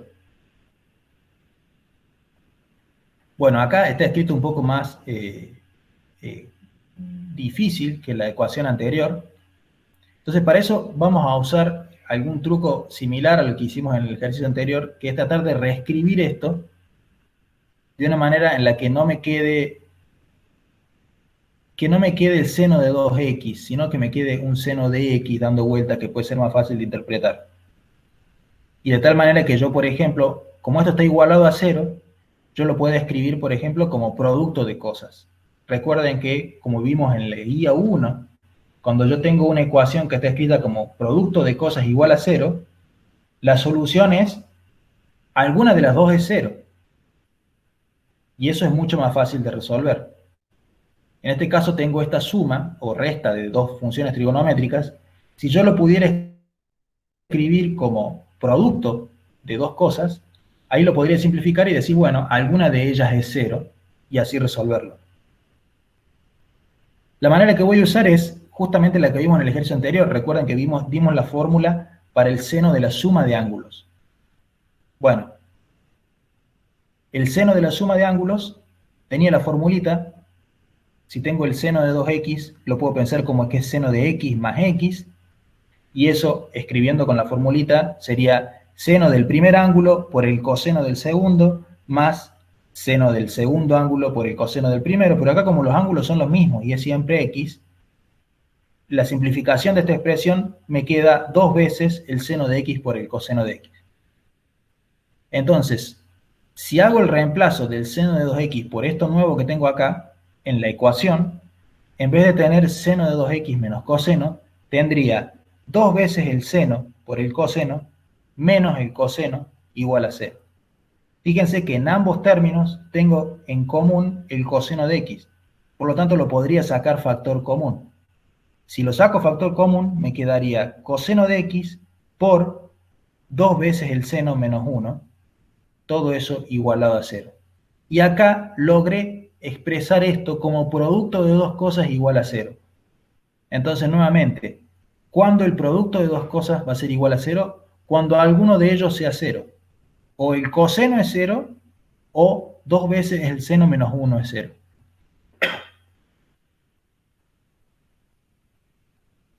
y acá puedo hacer un poco más de álgebra en la segunda. 2 seno de x menos 1 igual a 0. Si paso el 1 sumando del otro lado, me quedaría 2 seno igual a 1. Y si divido todo por 2, me quedaría que el seno de x es igual a 1/2. Entonces las soluciones de esta ecuación son o el coseno es 0 o el seno es 1/2. Entonces resolvamos cada una de ellas por separado. ¿Cuándo el coseno va a ser 0? Bueno, si se fijan en la tablita, el coseno en el primer cuadrante va a ser 0 cuando valga pi sobre 2. ¿Está? Volvamos a la tablita. El coseno en el primer cuadrante es 0 en pi sobre 2. En la circunferencia unidad, en pi sobre 2 el coseno, no puedo construir un triángulo rectángulo y por lo tanto vale 0. ¿En qué otro lugar vale 0? Y bueno, acá vale menos 1, acá vale 0 nuevamente, que es 3 medios pi. Voy para allá, va creciendo, vale 1. Entonces, en toda una vuelta valió 0, en pi sobre 2 y en 3 medios pi. ¿Y en qué otro lugar? Y bueno, si avanzo pi, acá en 5 medios pi vuelve a valer 0, si avanzo otro pi, en 7 medios pi vuelve a valer 0, y así, sumo pi vale 0, sumo pi vale 0, sumo pi vale 0, sumo pi vale 0. Entonces fíjense que a partir de pi sobre 2, sumarle pi me dio el 3 medios pi, y así voy a construir todas las soluciones en las cuales el coseno vale 0. Por lo tanto, si la construyo como pi sobre 2 y voy sumando de a pi, kpi, puedo construir todas las soluciones de coseno de x igual a 0, con k que pertenece a los enteros. Eso por un lado. Por otro lado, tengo la ecuación seno de x igual a 1/2. ¿Cuándo el seno de x vale 1/2? Nuevamente, vamos a tener que recurrir a la tablita. Si me fijo en los valores del seno de x en el primer cuadrante, vale 1/2 para pi sobre 6. Entonces, en pi sobre 6, esta parte del triángulo rectángulo vale 1/2. Y este es el ángulo pi sobre 6. Ahora, si ese vale 1/2 y avanzo una vuelta completa, caí de vuelta en el primer cuadrante, también va a valer 1/2. Y avanzo otra vuelta, también va a valer 1/2, otra vuelta también, otra vuelta también. O sea que puedo construir soluciones del seno de x igual a 1/2, agarrando pi sobre 6 y sumándole vueltas. Todas las que quiera. Ahora, la pregunta es, ¿hay algún otro ángulo en otro cuadrante que también haga que el seno de x valga 1/2? ¿Alguien puede responder eso?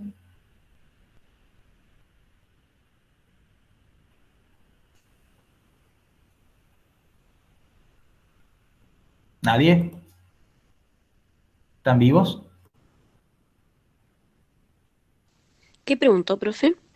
Yo les dije, la ecuación seno de x igual a 1/2, por la tablita, me dice que en el primer cuadrante, el ángulo que hace que el seno valga 1/2 es pi sobre 6, es decir, 30 grados. Y que yo puedo construir infinitos ángulos que valga seno de x igual a 1/2, usando réplicas de ese pi sobre 6, es decir, agarro el pi sobre 6, ese vale 1/2 el seno, le sumo una vuelta completa, vuelvo a caer en el primer cuadrante y también es solución. Le sumo 2 vueltas, también es solución. 3 vueltas, también es solución. O sea, todas las soluciones que yo pueda construir en el primer cuadrante relacionadas con pi sobre 6 más vueltas son soluciones de la ecuación. Ahora, ¿hay un ángulo en algún otro cuadrante, en el segundo, en el tercero o en el cuarto, que haga que el seno de x valga 1/2? 5 sobre 6 pi. 5 sobre 6 pi sí es un ángulo también así, porque fíjense, el ángulo pi sobre 6 es elevarse desde el 0 hasta acá 30 grados y construir el triángulo rectángulo acá. si yo construyo el mismo triángulo rectángulo del otro lado del eje X, del eje Y, perdón, donde en pi me elevo 30 grados también, o sea, pi menos pi sobre 6, eso me da 5 sextos pi o 150 grados, ese triángulo rectángulo también tiene la misma forma que el que yo tenía con pi sobre 6, solo que está dibujado del otro lado. Y por lo tanto, el palito este que es el seno, tiene el mismo tamaño que el que tiene en pi sobre 6. Y además, también se mide para el lado positivo de la y. Por lo tanto, el valor del seno en 5 sextos pi también es un medio. Por lo tanto, esa también es solución. Y si agarro 5 sextos pi y le doy una vuelta, es solución. Y si le doy 2 vueltas, también es solución. Si le doy 3 vueltas, también. Por lo tanto, para construir las soluciones de seno de x igual a un medio, tengo dos opciones. O agarro pi sobre 6 y le sumo todas las vueltas que yo quiera, o agarro 5 sextos pi y le sumo todas las vueltas que yo quiera. ¿Se entiende? Sí. Por lo tanto, la solución final del ejercicio va a ser la unión de todas las soluciones que yo encontré acá, que acá yo llamé x1 para la del coseno y x2 y x3 para las dos soluciones del seno, y por lo tanto la solución final será la unión de x1 unión x2 unión x3. ¿Quedó claro cuál es el procedimiento? Sí. O sea, hay que tener mucho ojo con estas ecuaciones con funciones trigonométricas, porque en general, a no ser que haya restricciones, lo que difiere de las ecuaciones con funciones trigonométricas de las ecuaciones originales, o las que veníamos usando hasta ahora, es que tenemos infinitas soluciones. Usualmente cuando teníamos ecuaciones antes teníamos una, dos soluciones, dependiendo de cuáles eran las funciones que estaban metidas. Ecuaciones con igualdades, ¿no? 3 soluciones, 4, pero acá tenemos una simple ecuación como coseno de x igual a 0 y el número de soluciones es infinito. Entonces, ojo cuando uno tiene un parcial o un examen y me hacen una pregunta como esta, y yo digo, ¿cuándo el coseno de x igual a 0? Y yo digo, es en pi sobre 2. Eso es una solución. De infinitas, significa que la respuesta está infinitamente mal. Casi tan mal como no saber qué es en pi sobre 2. Entonces, ojo cuando construyan las soluciones de este tipo de ecuaciones, porque por lo general, a no ser que haya alguna restricción, el número de soluciones puede ser infinito, o va a ser infinito. ¿Queda claro eso? Sí.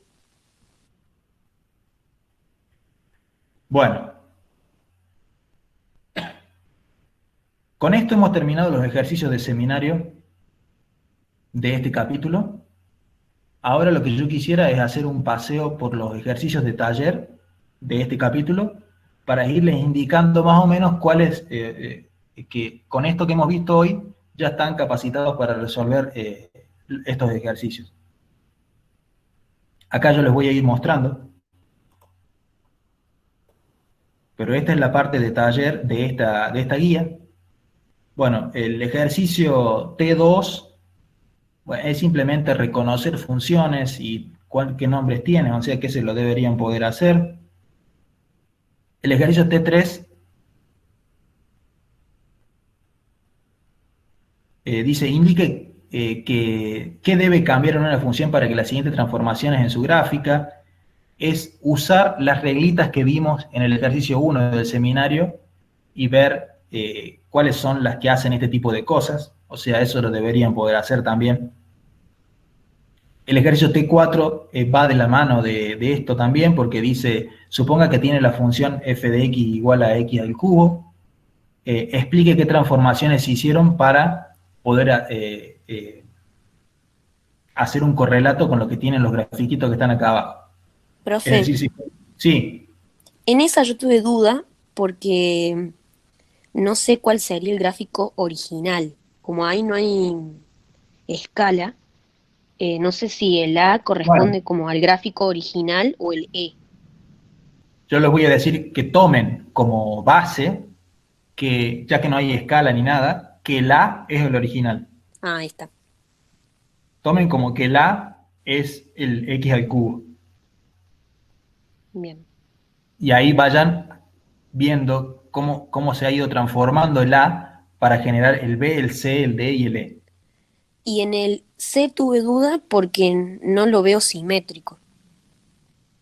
Si no se ve simétrico ahí, No sé si es un error es de que no. porque algo le pasó a la función que está Ah, descentrada.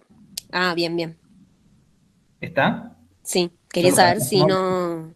no decirles la solución de antemano, pero algo le pasó a la función que no está centrada de la manera que está centrada la A. Sí, sí, ya está. ¿Se entiende? Sí, Bueno, en el T5 trace la gráfica de la función tal. Bueno, eso es igual que el ejercicio 1, digamos, con las transformaciones que vimos en el ejercicio seminario 1. Bueno, hay otro juego de transformaciones que se pueden hacer acá para poder dibujar esta que está acá, partiendo del gráfico de una función que supuestamente yo sí sé dibujar, que en este caso es la x cuadrado, y a partir de esa puedo trazar la gráfica de esta. El T6 es más de lo mismo, solo que ahora mezcla funciones normales, como las que veíamos al principio, con las funciones trigonométricas, y ya estuvimos viendo eso, el ejercicio de seminario 1 y el 3 les va a servir para hacer este ejercicio que está acá. El ejercicio T7 dice, enuncie la definición de funciones periódicas y define el periodo. Bueno, eso lo vamos a hacer.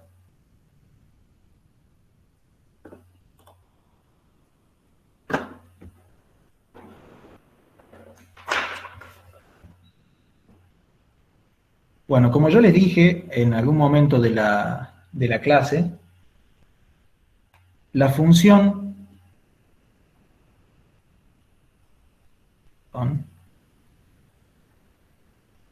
f de x igual al seno de x, y en realidad también la función coseno de x, son funciones periódicas. ¿Por qué? Porque las funciones periódicas son aquellas que en un rango de la función tienen una forma, la función, después en rangos de similar tamaño se va repitiendo lo mismo que dibujé en el primer rango. Y así funciona la función seno y la función coseno. Ahora, una manera más general de escribir una función periódica, ya sea el seno o el coseno, es de la siguiente manera. Y igual a por el seno de bx más c. Y si quiero ponerlo más general todavía, más un d. Esta es la manera más general que uno puede escribir una función periódica, ya sea si acá es el seno o el coseno, cualquiera de las dos. Pero lo importante son las constantes estas que he puesto acá. Y cada una tiene un significado diferente.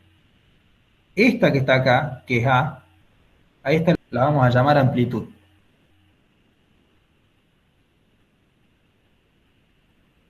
¿Está?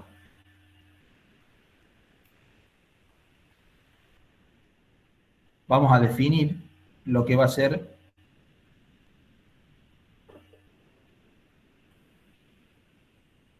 el periodo de una función. El periodo lo vamos a definir como 2pi sobre b. Esto lo vamos a llamar periodo.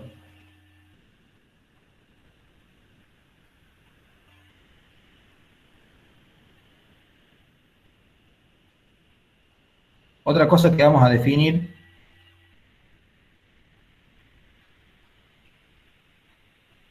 es un desplazamiento de fase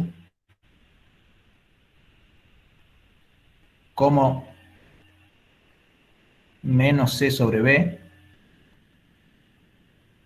Y finalmente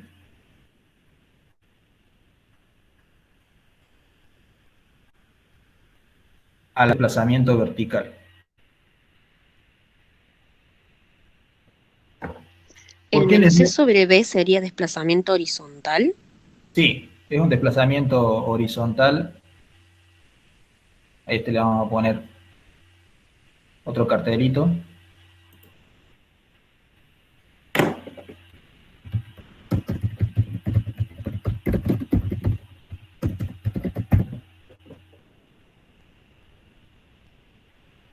¿Por qué les doy estas cosas así? Porque esta es la manera en la que ustedes van a poder identificar las distintas cantidades que son relevantes a la hora de dibujar una función periódica.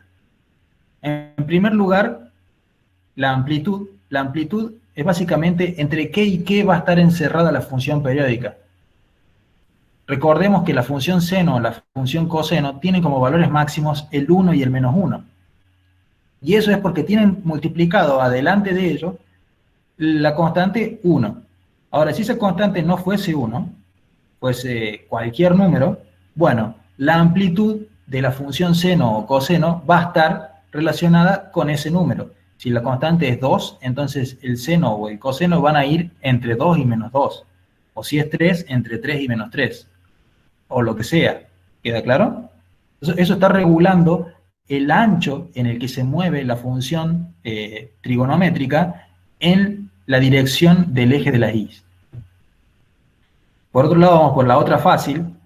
La d sumando afuera es básicamente un desplazamiento de la función trigonométrica también en la dirección del eje y. Es decir, yo puedo tener mi función seno o coseno que va entre 1 y menos 1, pero si yo a todo eso le sumo 2, ahora el desplazamiento hace que la función no me vaya entre 1 y menos 1, sino que me va a ir entre 3 y 1. Y cosas muy importantes para graficar son estas que tenemos acá escritas, que son, por ejemplo, el periodo de la función y la fase. Recuerden que yo les había dicho que la función seno de x tenía periodo 2pi, y con esto se puede calcular. Fíjense, ¿cuál es la constante que está acompañando al x? La constante es 1. Por lo tanto, si yo hago 2pi sobre 1, me queda que el periodo es 2pi. 2pi significa el tramo que yo puedo agarrar en el eje x, donde la función tiene un comportamiento claro y sin repetición, y que a partir de ese tamaño yo puedo generar tramitos de ese ancho, donde la función se va repitiendo. Toma la misma forma. Lo mismo para la función coseno. Y la fase, que acá está ejemplificado como, o escrito como menos c sobre b, me está diciendo cuánto es el corrimiento que tiene toda la función, si no estuviera corrida, respecto de donde estaba originalmente. Si quieren podemos hacer algún ejemplo de esto.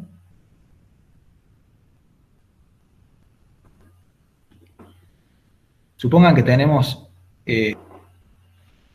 supónganse que yo les digo, dibujen esta función.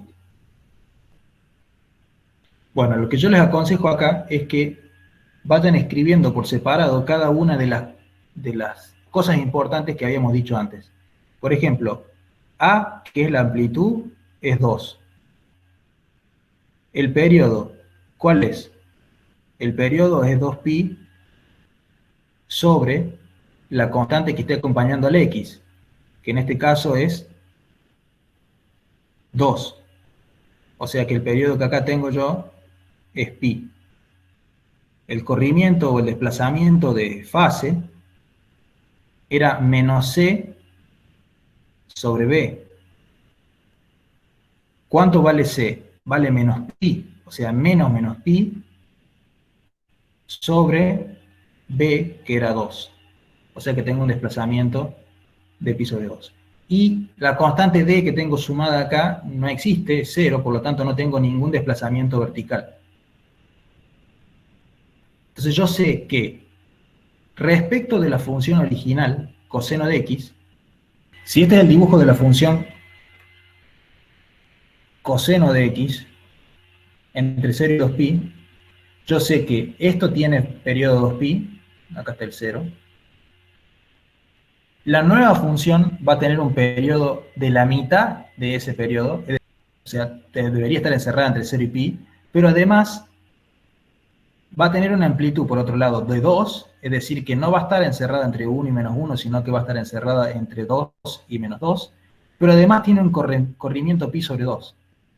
Una manera que yo les aconsejo es, supónganse que esto fuese una variable u, y yo sé que esa variable u corría para la función original entre 0 y 2pi para el periodo completo del coseno. Ahora, si reemplazo,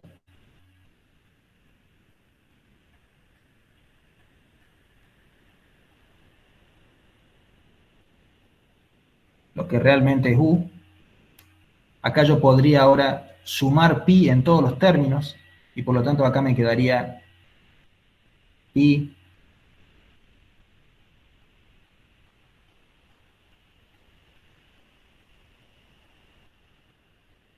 dos pi más pi, y ahora finalmente podría dividir todo por 2, entonces me quedaría pi sobre 2 menor que x menor que 3pi, que es la suma de esto, sobre 2. Este es el rango en el que la variable original u, que se movía entre 0 y 2pi, ahora se va a mover entre pi sobre 2 y 3 medios pi. Fíjense, entre pi sobre 2 y pi hay pi sobre 2. Y entre pi y 3 medios pi hay pi sobre 2 de ancho. O sea que el tamaño total de esto es pi, que es el periodo que a mí me había dicho esta formulita que tenía que tener. Toda la función tiene que estar comprimida en un tamaño pi. Y además, fíjense que el corrimiento me había dado pi sobre 2. Y la función está entre pi sobre 2 y 3 medios pi. A la función original yo la tengo corrida una cantidad pi sobre 2. La diferencia es que yo voy a tener que dibujar en este rango todo lo que pasa entre 0 y 2pi para la función que está dibujada en negro, ahora para la función coseno de 2x menos pi en este rango. No puse todavía la amplitud. A esto yo lo tendría que hacer ir entre 2 y menos 2, y por lo tanto tendría que tener una función que tiene una amplitud más grande acá. Y ese sería el gráfico final. Para hacerlo más prolijo, lo veamos acá.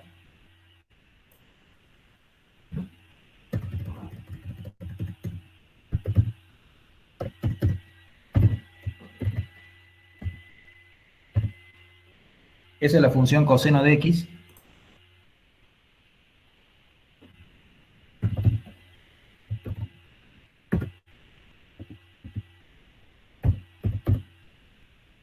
Esa es la función coseno de x menos, coseno de 2x, perdón, puse menos y era más, ¿no? Más 2pi.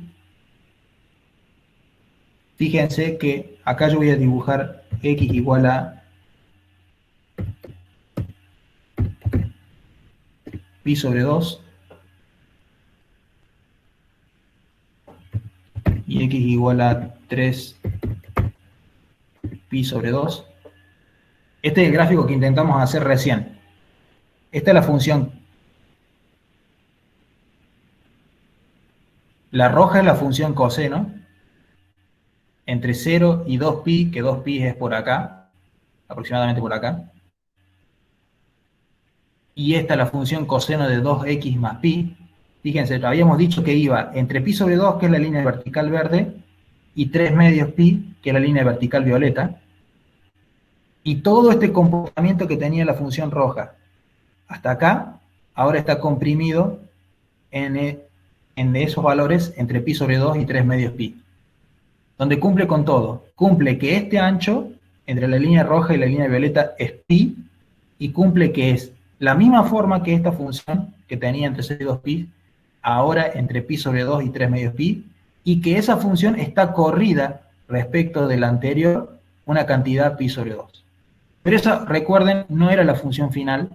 La función final era 2 veces coseno de 2x más pi. Es decir, a la curva que teníamos en azul, ahora hay que estirarla en la dirección del eje Y un factor 2, tanto para los valores positivos como para los valores negativos. Y la función ahora corre entre menos 2 y 2, y es esto que está acá. Una vez que hemos dibujado esta parte, entre pi sobre 2 y 3 medios pi, lo único que tenemos que hacer es replicar ese dibujo en intervalitos de tamaño pi hacia la derecha y hacia la izquierda para tener la función completa dibujada. ¿Se entiende? Sí, profe.